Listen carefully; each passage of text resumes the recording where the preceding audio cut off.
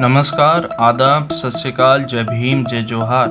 आपका स्वागत है हमारे चैनल न्यूज़ डिक्शनरी में। जो हमने कस्में खाई थी आज से महाराणा प्रताप के साथ में घर नहीं बनाएंगे, दिया नहीं जलाएंगे। इतना बड़ा हमारा योगदान रहा है देश आज़ाद कराने में। मुगलों के साथ संघर्ष किया, अंग्रेज़ों के साथ लड़ाई लड़ी। आए दिन एमसीडी, पीडब्ल्यूडी, पूरे दिल्ली पुलिस, इनके द्वारा हमें परेशान किया जाता है। मोदी सरकार है, केजरीवाल सरकार है, क्या इन लोगों को हमारे परिवार, गाड़ियाँ, लोहारों ये नहीं दिखाई देते? इस वक्त न्यूज़ डिक्शनरी की टीम अशोक विहार में, ये जो आप विजुअल में देख पा रहे हैं, ये गाड़िया लोहार समाज के लोग यहाँ पर रहते हैं। जैसा कि आपको बता दूं कि ये समाज जो है आज़ादी के कई संग्रामों में भाग लिए। अगर बात करें 1857 की जो क्रांति हुई थी, 1857 की क्रांति एक महत्वपूर्ण क्रांति थी और उस समय ये समाज जो भी वहाँ हमारे क्रांतिकारियों के लिए एक तरह से जो हथियारों का सामान हुआ करता था उसमें योगदान करते थे। और इन्होंने कसम खाई थी कि भारत के लिए वो अपनी पूरी जान लगा देंगे उसको सुरक्षित करने में। जिस तरह से उन्होंने एक कसम खाई थी कि हम घुमंतू रहेंगे, यानी कभी एक जगह अपना बसेरा नहीं करेंगे, पूरे दुनिया से लेकर भारत को सर्वश्रेष्ठ बनाएंगे और भारत के हर एक जगह जाकर अपने क्रांतिकारियों, अपने महापुरुषों, अपने देश की आज़ादी के लिए हर वो योगदान देंगे जिससे हमारा देश सुरक्षित हो और आने वाले समय भी किसी भी बुरी शक्तियों का सामना ना करने पाए। लेकिन आज यहाँ जो विजुअल में देख पा रहे हैं, आज इनकी समस्या एकदम भयंकर बनती जा रही है। ना तो इनके पास राशन कार्ड है, ना कोई आधार कार्ड है। अगर हम बात करें जल, जो किसी मनुष्य के लिए बहुत ही महत्वपूर्ण माना जाता है, क्योंकि ज़िंदगी जीने के लिए जल की जो मात्रा होती है बहुत ही अहम होती है, लेकिन आज इनके पास वो जल की भी पूर्ति नहीं हो पा रही है।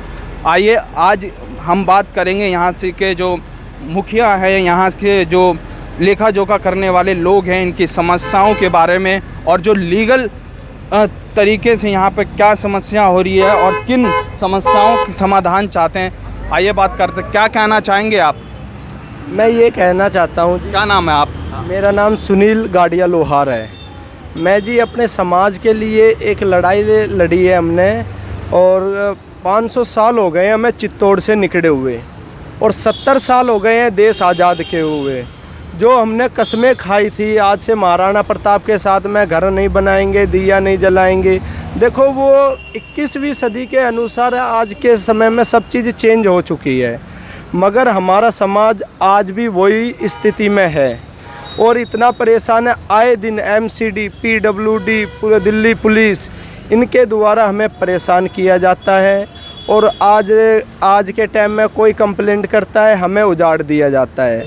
हम सरकार से ये विनती करते हैं हमें स्थायी रूप से बसा दिया जाए और दिल्ली में हमारे 50,000 परिवार रहते हैं, उनका राशन कार्ड, आधार कार्ड, वोटर आईडी कार्ड जिनका नहीं बना हुआ है उनका बनाए, विद पेंशन जो सरकार के अधिक नियम में आती है वो उनको मिले।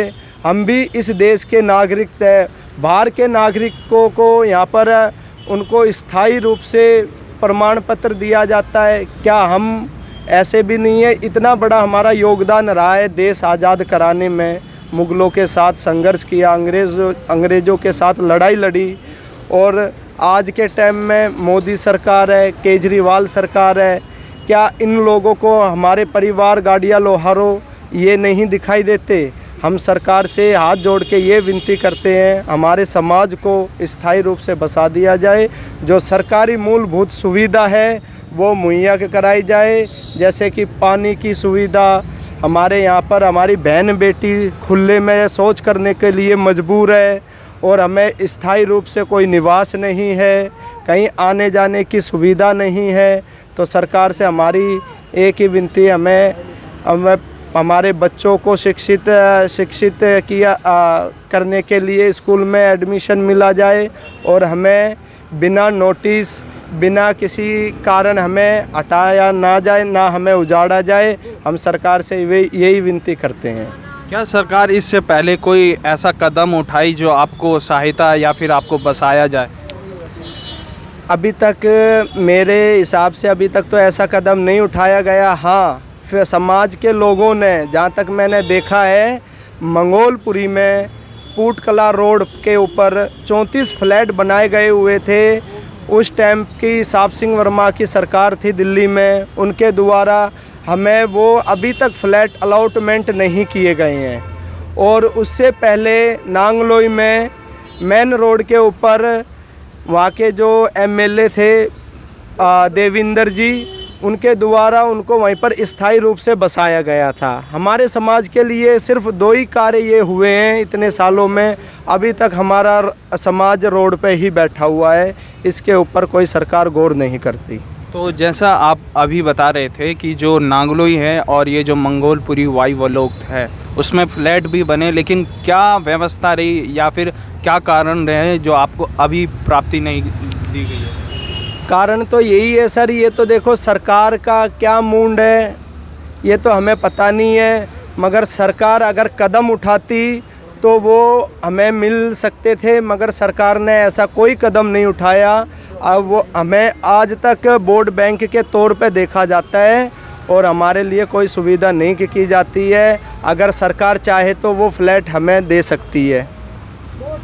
वोट बैंक मतलब इसको थोड़ा स्पेसिफाई करेंगे आप, किस चीज़ को वोट बैंक का है? देखो, सरकार जब वोट के टाइम पे तो सरकार आती है, हमारे लोगों को आश्वासन देती है, हाँ हम आपको बसाएंगे और आपकी जो मूलभूत सुविधा है वो आपको मुहैया के कराएंगे, आपको कभी नहीं यहाँ से उजाड़ने देंगे। तो उसके बाद में भी हमारे ऊपर कोई वो जीत तो जाते हैं, एमएलए सांसद ये जीत जाते हैं, मगर उसके बाद में हमारे ऊपर कोई ऐसे देख रेख नहीं की जाती है।